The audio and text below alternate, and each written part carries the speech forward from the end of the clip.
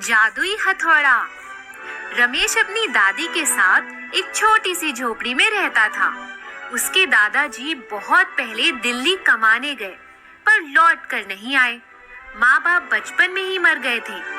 दादी बड़ी बड़ी कोठियों में काम करके उसको पढ़ा लिखा रही थी, लेकिन कुछ दिनों से उनकी आंखों से कुछ दिखाई नहीं पड़ रहा था, इसीलिए सारे काम छूट गए थे। एक दिन रमेश किसी काम की खोज में निकल पड़ा। उसने इधर उधर देखा। एक चौराहे पर भीड़ लगी थी।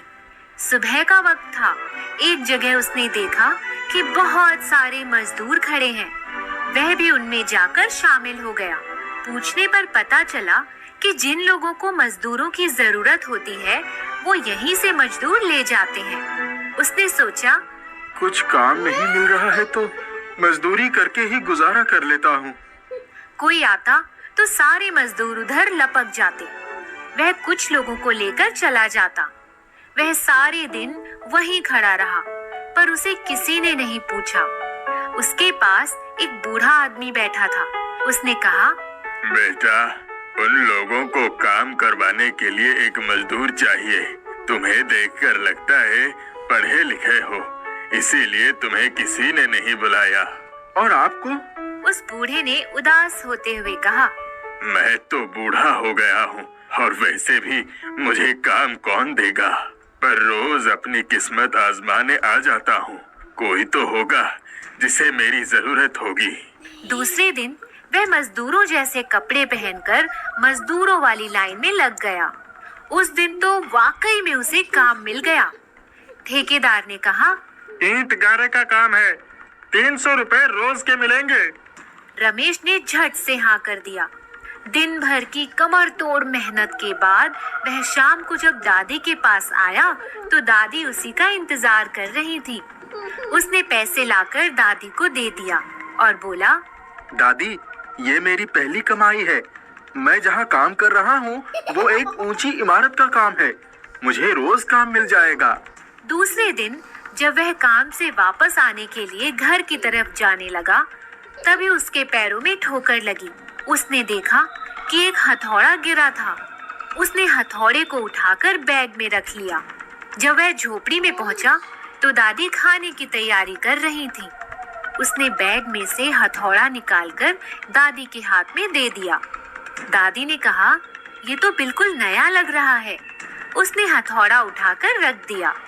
अभी वो लोग बैठे ही थे कि अचानक उन्हें चूल्हे के पास कुछ खटर पटर की आवाज सुनाई पड़ी। देखा तो चूल्हे पर खीर रखी थी और 2 थालियों में तरह तरह के व्यंजन सजे थे। दोनों आश्चर्य से भरकर एक दूसरे का मुंह देखने लगे। दादी बोली, आज तक तो ऐसा कभी नहीं हुआ। ये हथौड़ा जादुई तो नहीं? आश्चर्यचकित से दोनों ने खाना तो खा लिया, लेकिन समझ में नहीं आ रहा था कि ये कैसे हुआ। सुबह सोकर उठे तो दोनों थालियां सोने के सिक्कों से भरी रखी थी। रमेश ने हथौड़े को उठा लिया और दादी से बोला, दादी, ये जादुई हथौड़ा है। अगर हमारी झोपड़ी भी हवेली बन जाए तो हम कितने आराम से रह सकते हैं ना? उसके इतना कहते ही झोपड़ी सभी सुख सुविधाओं से भरी हवेली में बदल गई। रमेश खुशी से झूम उठा और कहा, मेरे प्यारे हथौड़े, मेरी दादी की आंखों की रोशनी वापस कर दो। दादी की आंखों की रोशनी सचमुच वापस आ गई। दादी पोते पूरी हवेली घूम घूम कर देखने लगे। उन्होंने देखा उनकी हवेली के पीछे ही एक खूबसूरत सा बगीचा था। उस रात दोनों को नींद नहीं आई। कभी इतने आराम की आदत नहीं थी ना। रमेश ने सोचा, उस दिन जो बूढ़े बाबा लाइन में लगे थे उनको भी यहीं ले आता हूँ। अब हमारे पास कोई कमी नहीं है। नौकर चाकर सब हैं, वो भी आराम से रहेंगे। बाबा की सलाह से मैं कोई अच्छा सा काम कर लूंगा। दूसरे दिन सुबह सुबह जब वह उस जगह पर पहुंचा तो बाबा लाइन में लगे थे। उसने बाबा से कहा, बाबा, आप मेरे साथ चलिए, आपके लायक काम मिल गया है। बाबा उसके साथ उसकी हवेली पर आ गए। उन्होंने कहा, अब किसकी हवेली है? आप अंदर तो चलिए।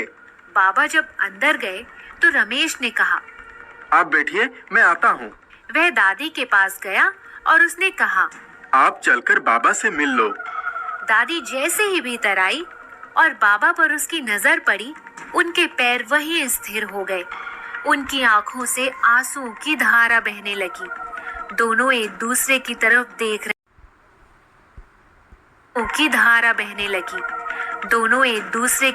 देख रहे थे। रमेश ने दादी को पकड़कर हिलाया और बोला, दादी क्या हुआ आपको? बाबा रोते हुए बोले, बेटा, मुझे नहीं पता था कि तुम मुझे मेरे परिवार से मिला दोगे। कहकर उसने रमेश को गले से लगा लिया। दादी ने कहा, आप कहाँ चले गए थे? मैंने 15 सालों तक कितनी तकलीफें सही। अकेले ही अपने बेटे बहू का दुख सहा और अपने छोटे से रमेश के सहारे जीवन काट दिया। बाबा ने बताया कि दिल्ली कमाने तो गए, पर एक दिन जब वो काम से लौट रहे थे तो कोई आदमी एक सेठ को चाकू मारकर भाग गया। वो सेठ को बचाने गए, पर चाकू पर उनके हाथों के निशान देखकर पुलिस ने उन्हें पकड़ लिया। उन्हें झूठे केस में जेल हो गई। जेल से छूटने के बाद जब अपने घर आए तो वह घर बिक गया था। तब से वो रोज अपने परिवार को ढूंढते ढूंढते बूढ़े हो गए। अब तो उन्होंने उम्मीद भी छोड़ दी थी। रमेश दौड़कर जादुई हथौड़ा ले आया।